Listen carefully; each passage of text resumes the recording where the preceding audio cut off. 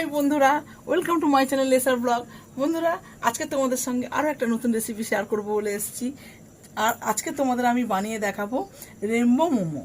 রেসিপিটা কিভাবে বানাচ্ছি তোমরা পুরো ভিডিওটা দেখবে, স্কিপ করবে না। আর চলো আগে উপকরণগুলো দেখে নাও। বন্ধুরা, আমি রেনবোর কালার আনার জন্য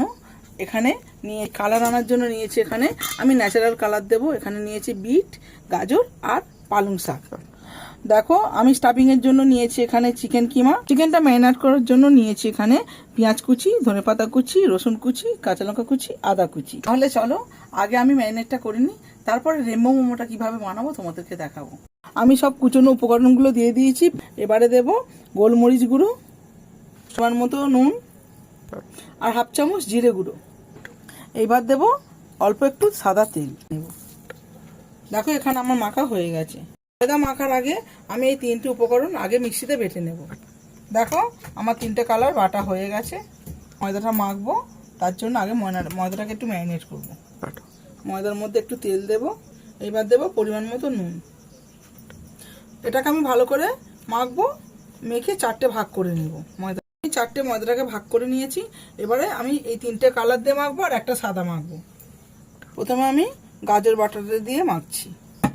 বন্ধুরা, কত সুন্দর কালার এসছে। এটা গাজর দিয়ে মাখা হয়েছে। সবুজ কালার আনবো, যার জন্য আমি এই পালং শাক বাটাটা দিয়ে মাখবো। দেখো, কত সুন্দর গ্রিন কালার এসছে। এবার বিটটা দিয়ে মেখে নেব।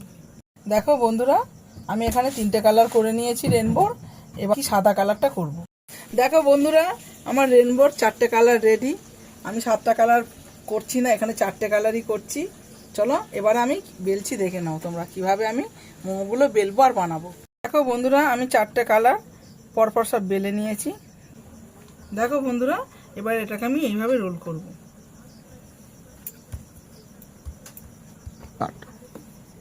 এইবারে এইভাবে ছুরি দিয়ে মোমোর মতো ছোট ছোট আমি সব টুকরো করে নিয়েছি। এবার আমি বেলবো এগুলোকে। দেখো, এইভাবে বেলে নেব। দেখো, আমি স্টাফিংটা দিয়েছি। এইবারে এটাকে এইভাবে উল্টাবো। এবারে এই কাঁটা চামচ নেব, নিয়ে এইভাবে দেখো এইভাবে সবকটা বানিয়ে নেব।